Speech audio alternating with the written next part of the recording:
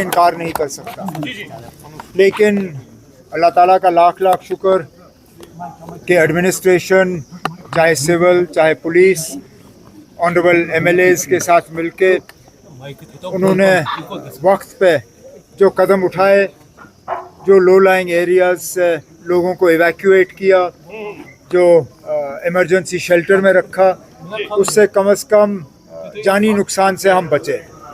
माली नुकसान को हम दुरुस्त करेंगे। इसके लिए मरकज़ से एक ख़ास टीम जो है उनको भेजा जा रहा है। वो यहाँ पे जो डैमेज हुआ है, चाहे सरकारी इदारों का चाहे प्राइवेट, और ख़ासकर जो एग्रीकल्चर में हमें नुकसान हुआ है, जो खेतों में नुकसान हुआ है, जो मेवे को नुकसान हुआ है, हॉर्टिकल्चर का, इसका भी हम असेसमेंट करके जितना हमसे हो सकेगा रिलीफ के तौर पे वो हम लोगों तक पहुंचाएंगे। टीम गवर्नमेंट ऑफ इंडिया से जो है एक टीम भेजी जा रही है। उनसे जाहिर सी बात है हमारी गुजारिश होगी कि जितना वो हमें दे सकेंगे रिलीफ के तौर पे वो दें, ताकि उसका सही इस्तेमाल हो। Madam Mufti urges you to take matter with the CM centre कि जो जहलिम पैकेज के तहत 1630 करोड़ रुपया लाया गया मुफ्ती ने, तो वो अनयूज्ड है। अब ये बात उन्होंने खुद छेड़ी, तो अब मैं क्या कहूँ ना। पहले तो वो इस बात का जवाब दे कि उन्होंने खुद क्या किया। 18 तक तो वो खुद थी। 15 जनवरी में मैं चला गया, 15 पूरा, 16 पूरा, 17 पूरा, 18 आधा। 3.5 साल 2014 के सैलाब के बाद ज़रा वो मेहरबानी करके बताएं कि हमें क्या दे के गए वो। उसके बाद मैं मरकज़ से 18 के बाद का जवाब जो है वो मैं हासिल कर लूँगा, लेकिन कम से कम 18 तक जो उनके मिनिस्टर थे वो उसका हमें जवाब दें। जो कैबिनेट की सब कमेटी बिठाई गई थी, जिसमें अल्ताफ़ बुखारी साहब और बाकी मेंबर थे उस कैबिनेट सब कमेटी के, उस कैबिनेट सब कमेटी का जो उनकी फाइंडिंग्स थी वो दबाई क्यों गई?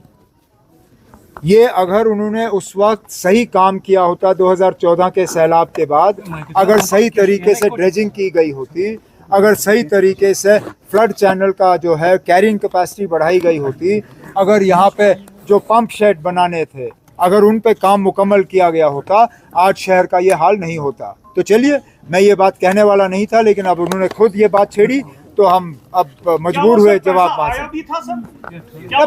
पैसा तो आया था। अच्छा। पैसा आया था, उस पैसे का इस्तेमाल कहाँ हुआ, अब उसके लिए हमें जवाब मांगना होगा। सर, कल हजरत बल में स्टोन जो है उसको पत्थर से तोड़ा गया, फिर दरअसल रवि ने प्रेस कॉन्फ्रेंस की, तो इसके बारे में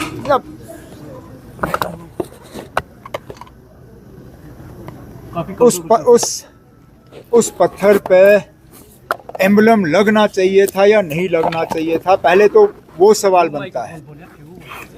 मैंने अभी तक किसी भी मजहबी इदारे में, किसी भी फंक्शन में इस तरह का एम्बलम का इस्तेमाल होते हुए नहीं देखा है। तो क्या मजबूरी बनी थी कि हजरत बल के इस प्रोग्राम, इस पत्थर पे एक तो एम्बलम इस्तेमाल, और फिर पत्थर लगाने की क्या ज़रूरत थी ना? क्या काम काफ़ी नहीं था? दरगाह हजरत बल को ये सूरत जो है, ये शक्ल शेर कश्मीर शेख मोहम्मद अब्दुल्ला ने दिया था। मुझे तो बताइए ना, कहीं पे उन्होंने ऐसा पत्थर लगाया? आज भी लोग उनके काम को याद करते हैं, इस बात के बावजूद कि उन्होंने वहाँ अपने नाम का कोई पत्थर नहीं लगाया। पत्थर लगाने की ज़रूरत ही नहीं थी। अगर काम सही होता तो लोग खुद ब खुद उस काम को पहचान लेते। अब चलिए, उन्होंने गलती की, हो गया, नहीं होना चाहिए था। तो कल उन्होंने कहा कि पीएससी लगाने भी लगाएंगे उनको, और एफआईआर भी करेंगे। अगर ये नहीं हुआ तो ये हड़ताल पे बैठेंगे। डरा धमका के ये करने का क्या फ़ायदा? आपने पहले तो लोगों के जज्बातों के साथ खिलवाड़ हुआ। कम से कम उसके लिए तो माफ़ी मांगी जाए। ये कहे कि ना हाँ जी हमसे गलती हुई, पत्थर पे ये होना नहीं चाहिए था। किसी ने नहीं किया। आप बाकी जो मजहबी इदारों में फंक्शन होते हैं जहाँ इस तरह के पत्थर लगते हैं, आप गूगल करके निकाल के देखिए, कहीं पे भी ये सरकारी एम्बलम जो है इस्तेमाल नहीं होता। सरकारी एम्बलम सिर्फ़ और सिर्फ सरकारी फंक्शनों में इस्तेमाल होता है। मस्जिद जो है, दरगाह, मंदिर, गुरुद्वारा, ये सरकारी इदारे नहीं है, ये मजहबी इदारे होते हैं। मजहबी इदारों में सरकारी एम्बलम इस्तेमाल नहीं होते। सर लास्ट एक क्वेश्चन, आपने जीएसटी काउंसिल मीटिंग की दिल्ली में, तो जम्मू कश्मीर से कितना फायदा मिला? बहुत फ़ायदा मिला। सबसे बड़ा फ़ायदा हमारे जो हैंडीक्राफ्ट वाले हैं, आपको याद होगा जैसलमेर में जब इससे पहले 55th जीएसटी काउंसिल की मीटिंग हुई, उस वक्त हमारे हैंडीक्राफ्ट वालों को बहुत डर था कि उनके शॉल और कालीन पे जो है जीएसटी की रेट बढ़ा दी जाएगी। इस जीएसटी काउंसिल में रेट बढ़ाने के बजाय उनका रेट कम कर दिया गया। आज हमारे हैंडीक्राफ्ट आइटम्स पे जीएसटी का रेट अब कुल 5% है। तो इससे हमारे हैंडीक्राफ्ट जो है, हैंडीक्राफ्ट वालों को कई इससे फ़ायदे होंगे। उसके साथ साथ जो बाकी मुल्क के लोगों को महंगाई में कमी का फ़ायदा होगा, वो जम्मू कश्मीर के लोगों को भी उसका फ़ायदा होगा।